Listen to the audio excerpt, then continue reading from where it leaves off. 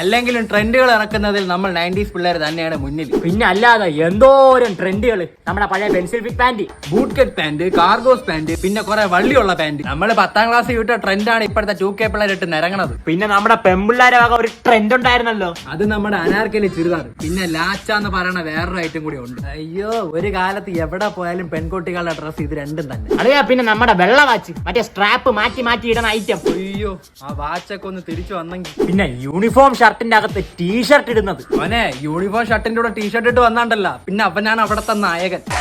പിന്നെ നമ്മുടെ ഹണീബി നിക്കറുകൾ ഓർമ്മേണ്ട. ഹണീബി നിക്കറും ഡിയോ സ്കൂട്ടറും. പിന്നെ യൂണിഫോം ഷർട്ടിലെ ബാക്കിലെ വീക്കട്ട്.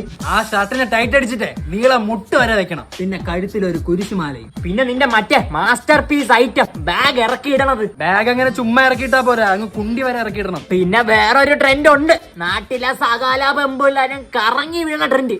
പറയട്ടാ,